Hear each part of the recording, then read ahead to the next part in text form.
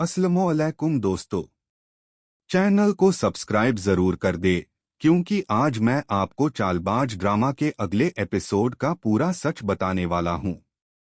Story आगे बढ़ती है तो सबसे पहले देखने को मिलता है कि रूहान बिल्कुल फट चुका है।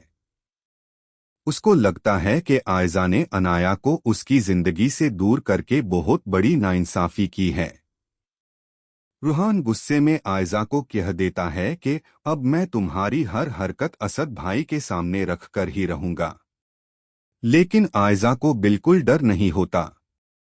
वो उल्टा रूहान को कह देती है कि अब तुम कुछ नहीं कर सकते क्योंकि अनाया का पूरा सच घर वालों को पता चल गया है। रूहान हिला हुआ होता है लेकिन बदला लेने का इरादा और बारह जाता है। दूसरी तरफ शयन फिर से आयजा को मैसेजेस और कॉल्स करना शुरू कर देता है। जैसे ही असद को आयजा के फोन पर बार बार नोटिफिकेशंस दिखते हैं, वो शक में आ जाता है। और जब असद मोबाइल चेक करता है, उसे शयन के साथ पुरानी चैट्स मिलती है। असद का गुस्सा फट पड़ता है। आयजा, तुम्हारी हिम्मत कैसे हुई उस आदमी से बात करने की जिसने ह्यूम इतना नुकसान पहुंचाया? आयजा घबराकर कह देती है कि शयन उसे परेशान कर रहा है। मगर असद को लगता है कि इसके पीछे कोई बड़ी चाल चल रही है। वो आयजा को वार्न करता है, अगर तुमने मुझे धोखा दिया, याद रखना उस दिन तुम्हारी जिंदगी का सबसे बुरा दिन होगा।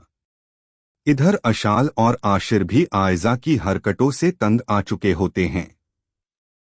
अशाल आशिर से कहती है कि आयजा ने रूहान की जिंदगी तबाह की, अब वो हमारी जिंदगी भी तबाह करना चाहती है और ये मेन होन नहीं दूंगी।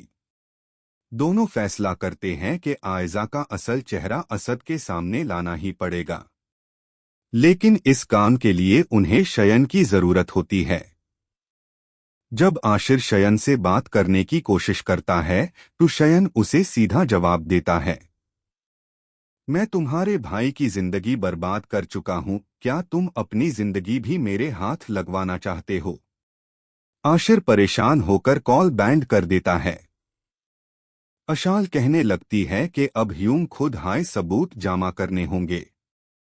इधर आयजा को भी अंदाजा हो जाता है कि अशाल कुछ प्लान कर रही है। वो उसे धमकता है कि अगर तुमने मेरे रास्ते में आकर कोई रुकावट डाली तो ये घर तुम्हारा नहीं रहेगा। लेकिन अशाल की मुस्कुराहट देखकर आयजा और भी घबरा जाती है। उसी वक्त रूहान अनाया से पूछता है कि तुमने मुझे क्यों धोखा दिया?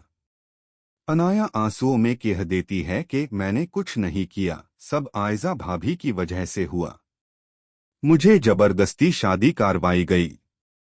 रूहान हैरान हो जाता है, लेकिन अनाया वादा करती है कि वो आयजा का असली चेहरा सबके सामने लाए जी आए। आखिर में अशाल को आयजा की एक डेंजरस बातें रिकॉर्ड करने का मौका मिल जाता है, जिसमें वो ताया अब्बू के बारे में भी कुछ बड़ा राज बताती सुनाई देती है। जैसे ही आयजा फोन छीनने की कोशिश करती है, असद वही आ जाता है। अशाल पूरी रिकॉर्डिंग असद को सुना देती है। असद का रंग उड़ जाता है। क्या अशाल ने असद के सामने सच लाकर सही किया या अब घर में एक नया तूफान उठने वाला है?